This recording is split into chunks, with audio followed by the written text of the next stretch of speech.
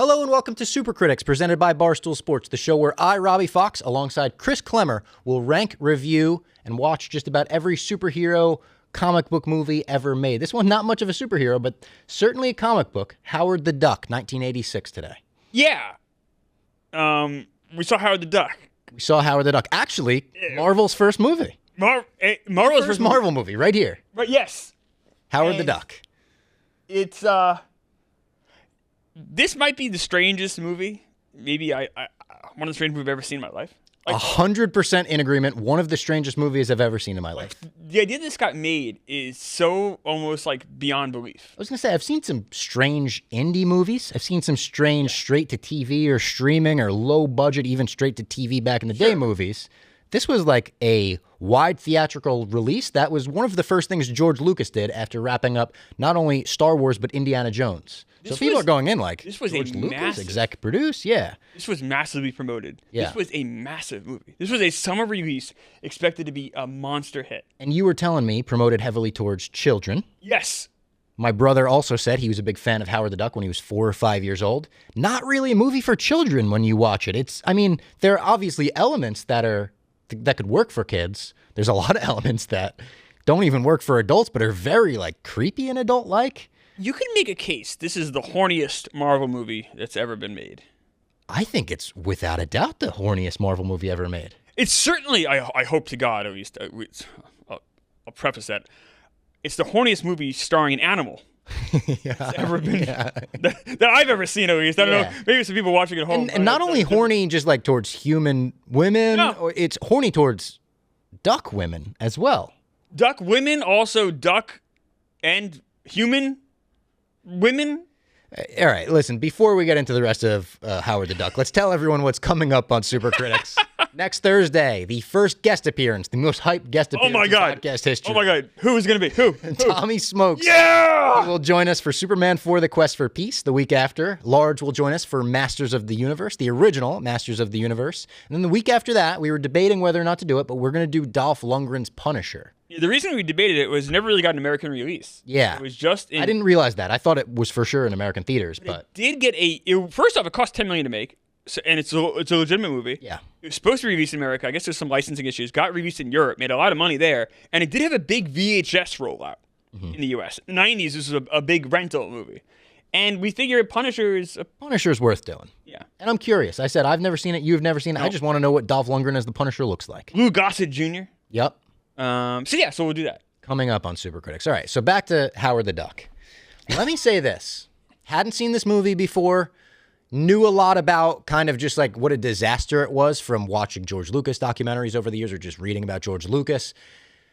Going in, I was like, I'm sure this is going to be horrible. I think about 10, 15 minutes into the movie, I was like, this might be a good movie. I might like this movie. It opens with the weird stuff. I didn't know he came from a duck world, first of all. I didn't know that in his world, everyone are talking ducks, sentient ducks and whatnot. My first note is, oh my God, why are so many duck boobs in the movie already? He's reading Play Duck. Play Duck. Then you get him sucked through the apartment building or whatever that he's in. You see a duck with her boobies in the bathtub. For no reason. For no reason. They did not need to have that. I guess that is like a trope. Like Mallrats does the trope of like Silent Bob like crashes into the dressing room and there's boobies. They do it with duck boobies. But then there's like, he gets a similar first impression to Earth that Kara Zor-El gets in Superman, where everyone's just like a rapist and evil. And they dress like, they're wearing lace gloves and this bone necklace. I was like, was this a rapist dress in the 80s? That's how people dressed in Cleveland in 1985. Cleveland also is like, it might as well be Mos Eisley. Like, you've never seen more scum and villainy. Cleveland is absolutely the center of hell. But there was something about his master of quack foo saving the girl, followed by like the ballad of them standing in the rain. I don't disagree. I thought it was like, I was like, this is kind of like funny in the way that they're going for it being funny. Yes. Even then when she goes through his wallet and we see Marshington, D.C., blooming ducks, and then she pulls out that tiny little duck condom. I was like, first of all, I can't believe this is PG. I looked up, is this before PG-13 existed? No, 2 years after they made that a thing. This is still a PG movie. But I was like, this might just be like a funny movie. Maybe I'm going to watch the rest of this and be like, actually, Klemmer, I like Howard the Duck. That's not what I'm falls here to off. do. It falls off drastically. A crazy cliff. But even like Tim Robbins coming in and Phil trying to speak to Howard the Duck in Daffy Duck voice. Like that again, I was like, this is like kind of funny. That's where Tim Robbins, and Tim Robbins, great actor for sure. Shawshank, incredible. This was his first big role, and it was. I didn't know this was his first. And it was just it's not him. It's the role is so poorly written. Yeah, it's obviously Tim Robbins is a great actor. This role is so bad. He's so bad. Every time he's on screen, you wince. And his character's doing so many different directions. Sometimes he's like good, sometimes he's bad, sometimes he's dirty. It's whatever they need him to be in that moment. The Tim Robbins character is so badly written. But you're right, the duck stuff up top is good. The first half hour of this movie is entertaining. I really do think it is. Like, I think so too. It has at least that redeeming quality about it, where like I was pretty in, and it just absolutely nosedives. Like the final hour 15 of it are horrendous. The second Jeffrey Jones comes on screen, you're fucked. It's not. His role is horrible. It tries to be an action movie for some reason when it should have just been this weird like fish out of water, duck out of water. Like that's what it should have been. It should have been this just Howard the Duck trying to live in 1985 Cleveland. That's it. That's all you need. It's all you need. The little things of like him beating someone up in an alley to save the girl. That's fine. You could do all that. Master of Quack Fu, I thought that was funny. Him getting slid across the bar, like all of that's good. He becomes the manager for no reason. Yeah. I want to see Howard the Duck be a band's manager. I don't want to see Howard Duck save the world. Also, just an 80s trope that I noted. I feel like in all movies, and there's not examples I could think of off the top of my head that match this. Why are bands always performing behind chain link fences? They're always like in a cage, in a cool looking, like, there's a lot of reminds that. me of like a Ninja Turtles type setting that they're performing in and everything. Cherry Bomb, the band, a little shout out to the Runaways. I appreciated that. Even the scene where he goes over by the piano in her apartment and he starts fucking diddling around. He's like, that's just a little song I was writing. I was like, this is kind of funny. Like, I like this Howard the Duck. That's enough. Yeah. Howard the Duck is so fucking weird as it is. You don't need anything more. I wish they'd dial back. This was directed by Willard Hayek. I don't know, I'm mispronouncing it, I'm sure. And Gloria Katz, who they're husband and wife. Okay. They wrote it together. He directed it. It ruined their careers. When I say ruined, I mean like they never worked again. They actually ended up going to Hawaii to avoid the bad reviews when this came out. Like they were just completely out of the business. And it's funny because Gloria Katz, she helped script doctor for Star Wars. Yeah. She had done a bunch of stuff. And I wonder if they did that because of George Lucas. George Lucas, I believe, would usually go to Hawaii or on a vacation opening weekend. Oh, really? Be like, I don't know how this will be received. I know they it really did. It really ruined their, and they had some pretty decent credentials in the 80s, and it like completely ruined their career. You could argue it really kind of destroyed Leah Thompson's kind of what her career could have been. This is my whole thing. It's like, okay, so there's a scene, we got to talk about it. So there's a scene where Howard the Duck, Leah Thompson's hitting on Howard the Duck to the point of like, she wants to fuck him. She's trying to fuck. And like, she plays it off as just kidding, but like, I don't think she was kidding. No.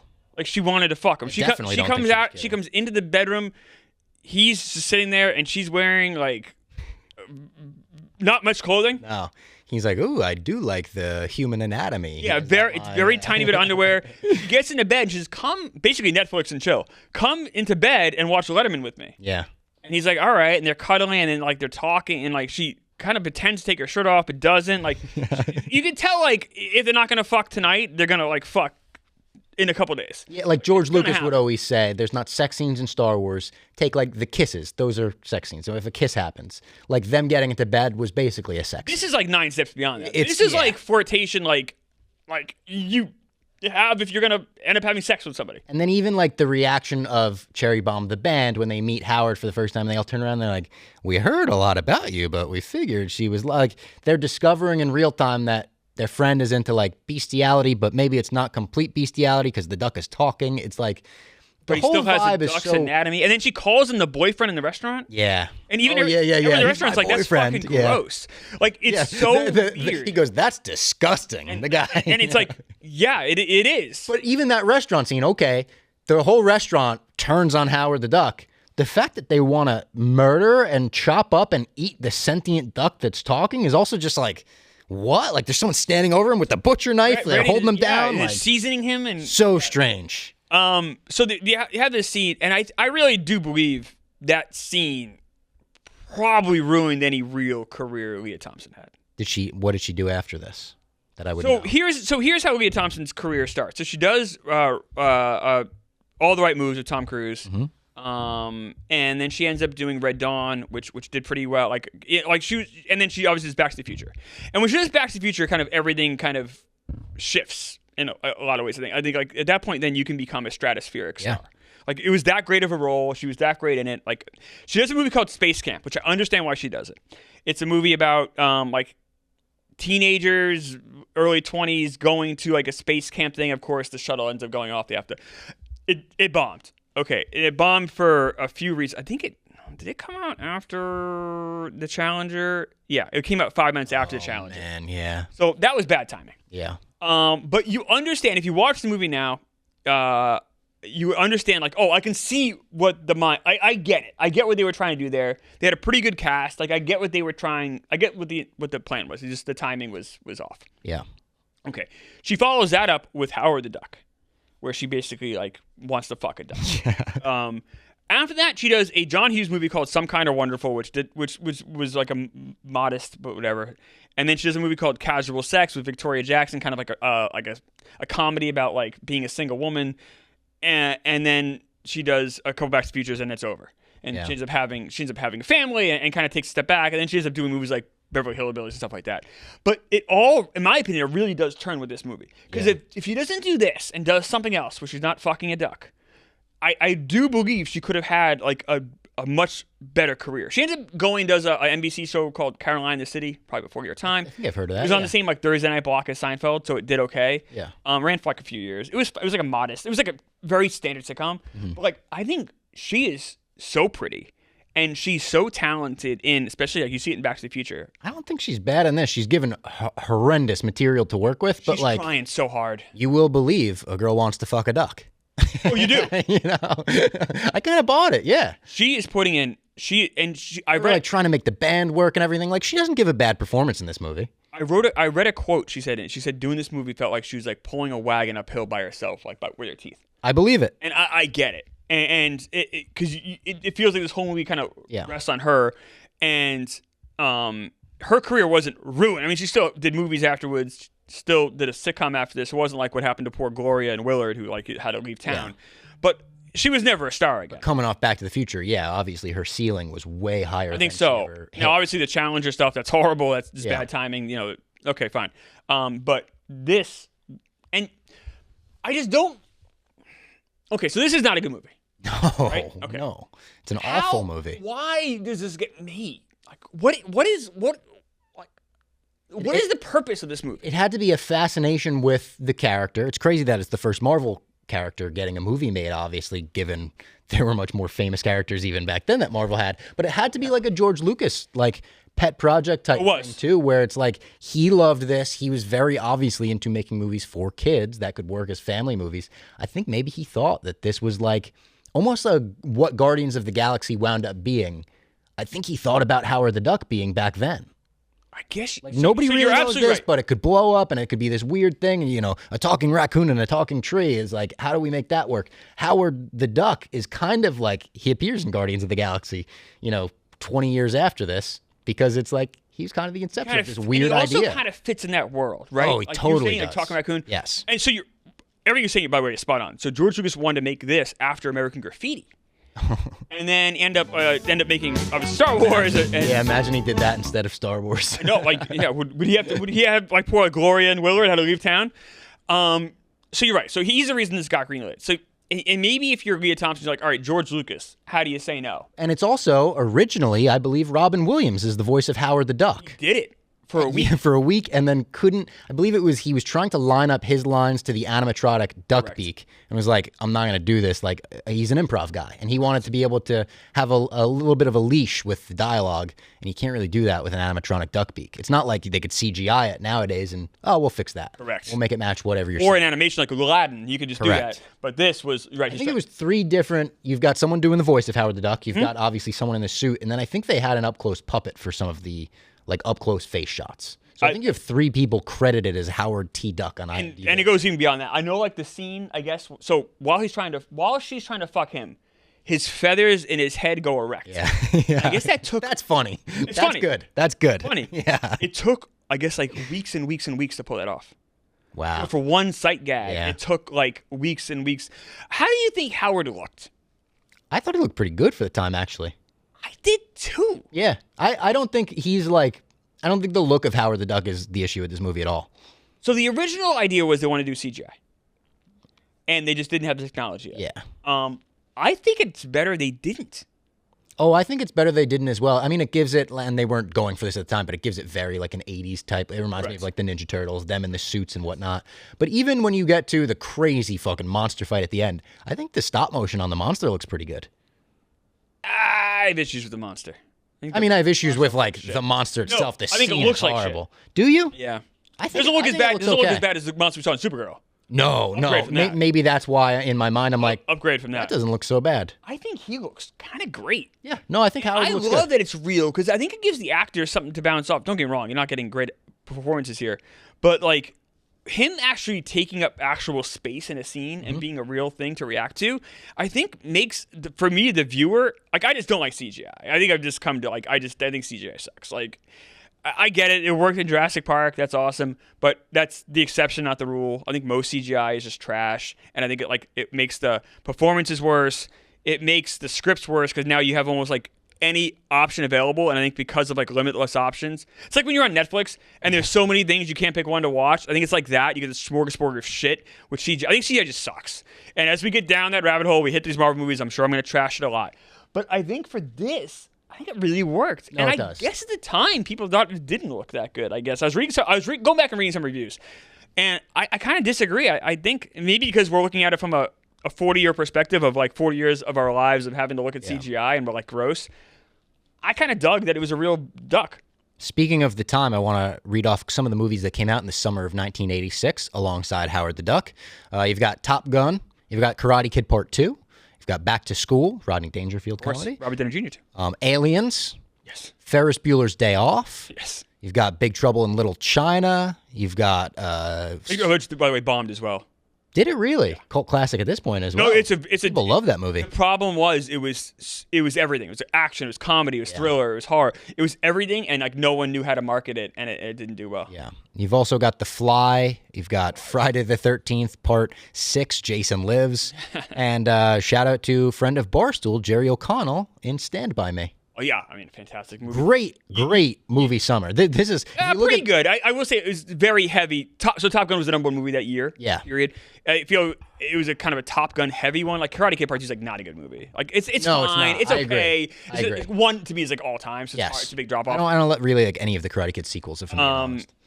And some of the other ones you mentioned aren't great. Stand By Me is fantastic. Yeah. There are some right, but I mean this is. Do you want to guess where this ranks on the year domestic box office? Where does Howard the Duck rank? Made about, 30 or 25, 30? Domestic, it made 16. Oh shit. Yeah. Oh, fuck. Then 16.5. So for the year, I'm going to say it was 32nd. It was 54. Oh! About that. JoJo Dancer, Your Life is Calling was ahead of it. Richard Pryor. Yeah. He directed that movie. The Delta Force, Flight of the Navigator. No worries. So Flight of the Navigator is actually was a good movie. I don't know if it still is, but it was a good movie. I liked it a lot when I was a kid. How about this? Back to the Future in 86 made $20 million. That's not even the year it was released, right? No. Isn't that crazy? How did it make $20 million in 86? So back then, movies would be in the theater. Yeah. I saw E.T. the year after it came out, still in theaters. It's the first movie I saw in theaters, but I saw it in 83, not 82. Yeah. Yeah. Crazy. But this opened up. I think this opened up like third in the box office that weekend. It was dead on arrival. Like Yeah. this was just and so the guy who played the voice was a guy named Chip Zien, I believe his name was, and I guess they had him scheduled for all this stuff. He was going to be like the voice of like I don't know, American Express or something like that. Like or AT&T. They had it like all locked up where Howard the Duck, all these tie-ins with the voice. Mm-hmm. All of a sudden, he said his phone just stopped ringing like a month or two before the movie came out. And Leah Thompson, she went to the premiere, and it was like going to like your own funeral. Like you walk out, and everyone's just kind of like, what do we do with this? Yeah. As opposed to like, I'm excited about your movie. She said it was unlike anything she's ever experienced.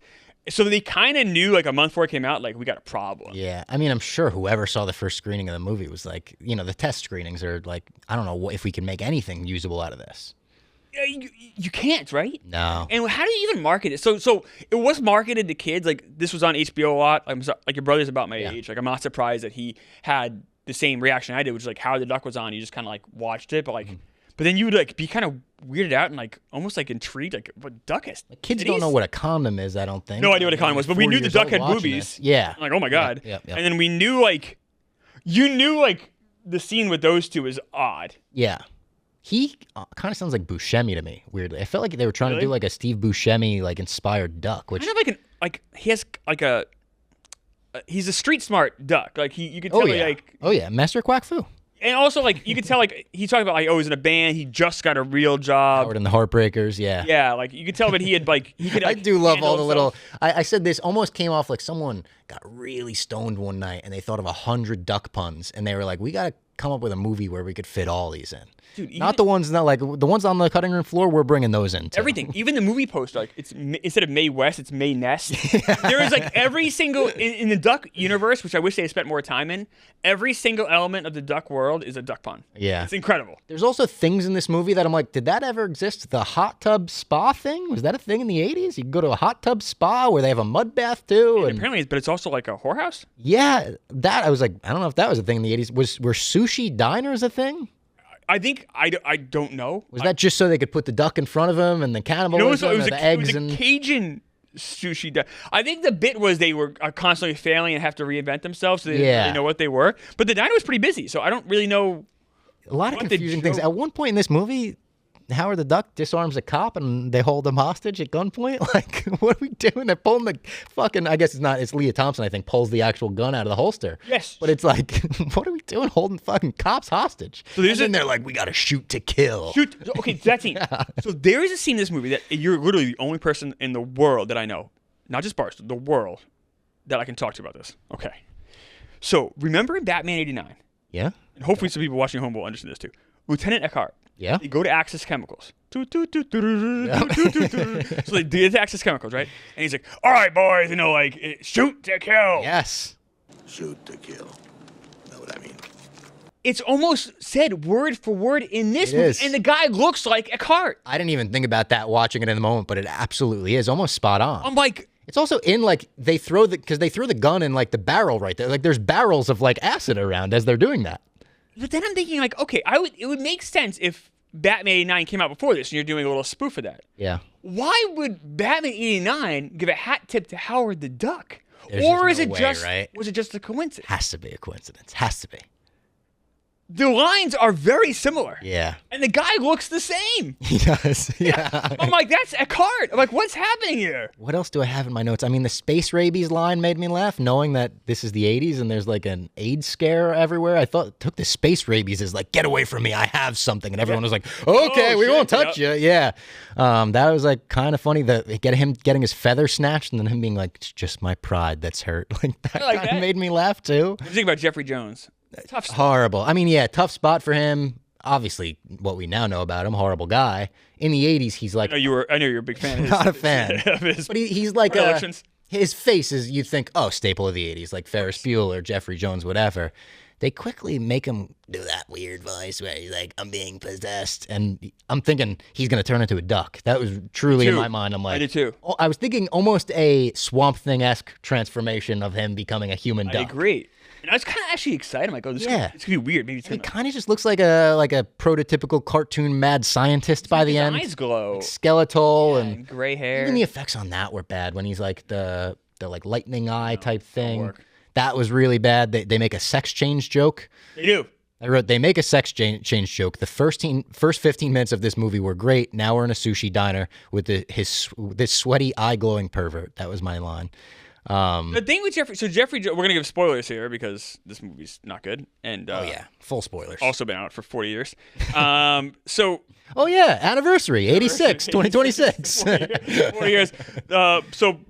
I think Willard's still alive. Gloria died, so poor Willard's had 40 years of like, half his life has been trying to forget he made this movie. Yeah, he didn't even get an invite on this show. He's like, damn, I thought I was gonna get the invite on Super Critics. I would have had Willard on. I would have had him on. What was I saying? I totally forgot. Jeffrey Jones? Jeffrey Jones.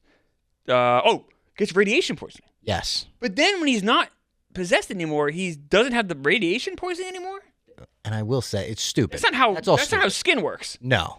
They did have a funny line in the diner when he's starting to freak out, and someone goes, "He must have ate the chili." That's funny. That was funny. There's little things in this movie where I'm like, every now and then I'm like, all right, that was funny. Well, when the movie's a comedy, it works. Like we said, when you're not trying to have him, stuff is pretty good. For some reason, they tried to make him an action hero, and it just kind of where it all fell apart. I don't know who to blame for that. I don't know. I will say, though, if this movie just stood on its own and it became, I guess, a romantic comedy with him and Leah Thompson, you kind of can't do that either. I don't know. That could have worked, maybe. You want to see them fall in love? She's gonna fuck I guess a duck. not. I guess not. And the movie ends. The movie ends with them like about to kiss, but then it cut. The movie doesn't have the balls, I guess, to have them. But like, do we want the movie to have the balls to do that? I guess not. You want to watch bestiality, Robbie? No, I don't. I definitely don't. I don't either. How about when Jeffrey Jones has this giant dick growing out of his throat? That was weird. Was it a dick? It looked like a dick. Now you're like a big alien dick when it looks at fucking Leah Thompson in the car. Leah Thompson has never looked better either. I don't think either. She looks great anyway, but like, maybe you got a dick growing out of your throat for Leah Thompson. You're not a big Leah Thompson fan? No, she looks great, but whatever. I didn't watch this movie like, wow. I watched this movie going, wow, and also like, I can't believe she's doing this.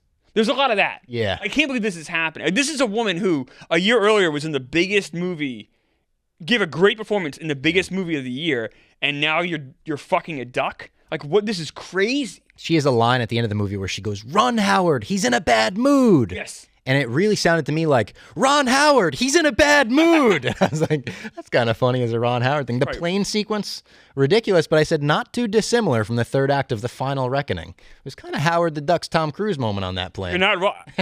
I gotta say, the stunts in that sequence are pretty good. They are, landing on the car as it's going down. Also, and we had a guy falling out, and some of the flight, they showed the plane next to it, and I know this plane obviously isn't going, I'm sure, very fast, but it was like pretty close to the ground. I'm like, oh, that's pretty good. I guess it was a disaster to shoot that. But also, after that's over, you're like, how the fuck is there 30 minutes left in this movie? I know. Like, the movie should be over. The big ending sequence of Howard the Duck, much better doing some kind of wacky plane flight sequence than the stop motion monster. Awful. Yeah. That flight, I guess Tim Robbins had to help fly the plane. Like, it was such a because like Howard can't see. They had like I guess it was such a nightmare to shoot that. Huh.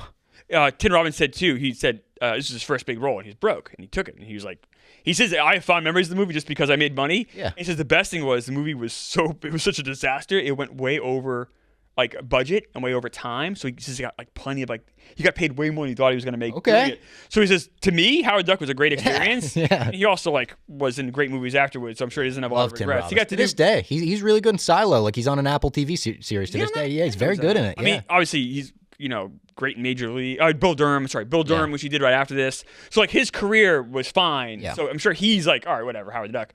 But like for Leah Thompson, her career never was the same. And poor Willard and Gloria, their career was over. Permanent director jail for life. Where are you with this movie? What are you going to give this movie? I'm going to give this movie a 1-star review, which is lower than Supergirl for me. I'm going to have this ranked 7 out of the 8 movies. I thought it had more redeeming qualities than Swamp Thing still. This is above Swamp Thing for me because at least I was thinking there's so many different settings. They're trying so much. There's a good first 15, 30 minutes of this. There's some funny jokes. Swamp Thing is still such a one-note slog bore fest to me that this will be 7 out of 8. I think Supergirl's better than this just in terms of it's more of a... It has more of a structure. It feels more like, okay, you're doing a superhero movie. You're doing it badly, but at least I could see this for what it is. Okay. What are you giving Howard the Duck? I say this is better than Supergirl. Really? Want me to keep going? Yeah. I say this is better than Flash Gordon. No. Want me to keep going? I say this is better than Swamp Thing. Okay. No, I'm done there. But I was gonna say, you're not going better than Superman 3 even, right? Like, Superman 3 is definitely better than this. It's not that much better. So I'm giving this a 1.5 stars. To me, this is very close to Swamp Thing. I give this a slight nod, really because of those first 30 minutes. Yeah. There's nothing that good in Swamp Thing, but I will say Swamp Thing at least knew when to end. This is true. This is 20 minutes longer, and you feel every second of it. But I have this just a hair, a duck feather, if you will, above Swamp Thing. So I have this 5th of the 8 movies. I will say this is a fucking tragedy that we're saying Howard the Duck, for me at least, is like fifth on any list of 8. No, Like, definitely. This is a disaster. Like we have the, I feel like, and this is not intentional. I swear to God, it's either been movies we love or movies we kind of hate. Yeah. We've had 3 movies that we both like a lot or love. Yes. Superman 1, Superman 2, Batman 66 in some order. Okay. Yep. Those movies are fantastic, top shelf. It's such a giant drop off until you get to Superman 2. And then Superman 3, excuse me, and then you have Swamp Thing, Flash Gordon. These are some horrible movies. Yeah. Like it's not. There's no middle ground. I know Marvel is going to represent the middle ground. I'm guessing for a lot of this, but like right now, there's no middle ground in our things here. Yeah, I told you that my fiance's been like casually watching some of these with me, and That's domestic abuse. it really is. It's like week after week of me. Like I do prepare. I'm like, I gotta watch a really bad movie for Super Critics. Like I'm pretty sure I gotta watch another bad one, and it's tough. Like Not going to get better either. no, Our next 3 week movies is, are not known for being good. no. It's good. Listen, the night is darkest before the dawn. And To quote a great superhero movie. and I will say this is on my voice cracked. This is back to how I sounded when Batman 89 came out. But this is how it was when Batman 89 came out. Was it had been so long and so bad that the idea of a good superhero movie, it literally like ignited the nation. Even just a serious superhero movie. There's so many that we've watched in a row where it's like, why are they forcing crazy obviously, the comedy works in this one, works more than any of the other stuff in this one. But there's not a superhero movie that really, honestly takes itself seriously. I think we might run into that next week. Oh, with Superman 4 with Tommy Smokes. I'm excited. I've never seen Superman 4. I've only seen bits and pieces, clips here and there. Co-written by Christopher Reeve. Oh, I don't think that's a good thing, though. All right, here's our rankings. Right now, you could see our full rankings. Shout out to, I don't have their name right in front of me, but somebody suggested this in the comments last week. So you're seeing on the screen right now, Klemmer's rankings, my rankings, how they may differ. I wish, now the rankings are outside the list, I get it. But the difference between 3 and 4, for me, and I'm guessing for you too, is there's Couldn't be bigger. There's no canyon. This is the Grand Canyon that looks small compared to like how big. But hey, we can only rank the movies we watched. We can only rank the movies we watched. And next week, we'll be back with Tommy Smokes to talk Superman 4, The Quest for Peace. Nuclear power. In the best hands, it is dangerous. In the hands of Lex Luthor, it is pure evil. This is Superman's greatest battle, and it is for all of us. Jesus Christ. The longest tagline we've ever read, and certainly the worst one. Oh, that tagline actually is very representative of the movie. I can't wait to talk to you about it. You've never seen this? No. I'm so excited. First time watch.